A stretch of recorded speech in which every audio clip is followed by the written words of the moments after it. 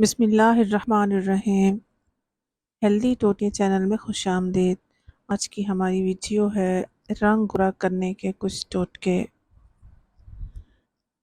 گورا کرنے والی کریم اور لوشنوں کا استعمال بدصورتی اور جلدی بیماریوں کا باعث بنتا ہے۔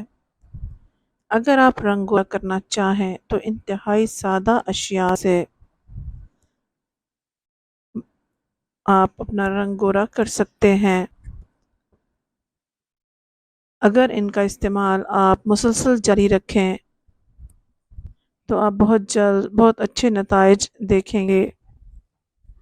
سخت دھوپ سے بچیں اور روزانہ تقریباً 8 گلاس پانی پینے سے آپ کو بہت فائدہ ہوگا، اور پھلوں اور سبزیوں کا استعمال بڑھا دیں اور روزانہ ورزش کریں۔ تھوڑا سا پانی لے کر اس میں 1 چمچ چاول اور چٹکی بھر ہلدی ڈال کر ابالیں، اور پھر اس میں آدھا چمچ بیسن ڈال دیں اور ایک پیسٹ بنا لیں۔ اب اس میں اتنا دودھ ڈالیں کہ ایک ماسک بن جائے۔ اس ماسک کو 20 منٹ چہرے پر لگائیں۔ انشاءاللہ منہ دھونے کے بعد فوری رزلٹ نظر آئے گا۔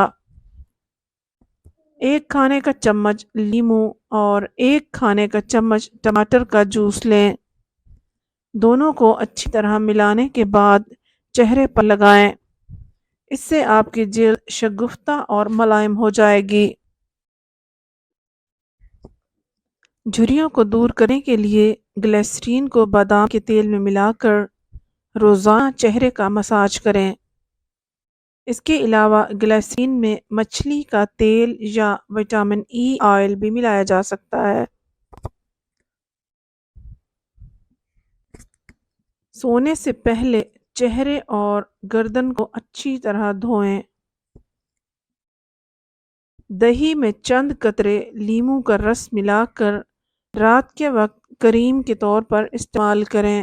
صبح اٹھ کر تازہ پانی سے چہرہ دھو لیں۔ انشاءاللہ بہت اچھے نتائج آئیں گے۔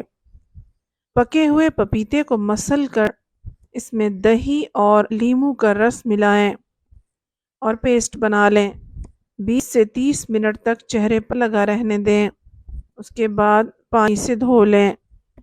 2 سے 3 اسٹرابری کو مسل کر اس میں چند قطرے شہد اور لیموں ملا لیں۔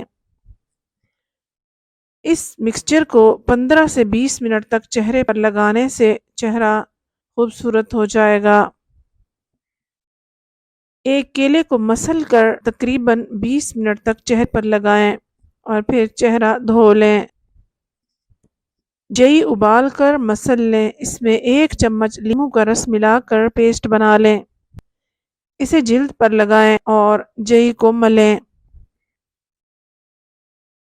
خشک ہونے پر تازہ پانی سے دھو لیں۔ کچے ناریل کا پانی بھی رنگ گورا کرنے کے لیے بہت مفید ہے۔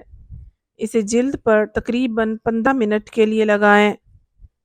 جھائیوں کو بھی ختم کرتا ہے۔ 1 چٹکی زیرے کو پانی میں ابال لیں اور ٹھنڈا ہونے پر اس کے ساتھ چہرے کو دھوئیں۔ انشاءاللہ یہ تمام ٹوٹکے آزمودہ ہیں۔ مزید ویڈیوز کے لیے ہمارے ساتھ رہیے۔ کل تک کے لیے اجازت دیجیے۔ اللہ حافظ۔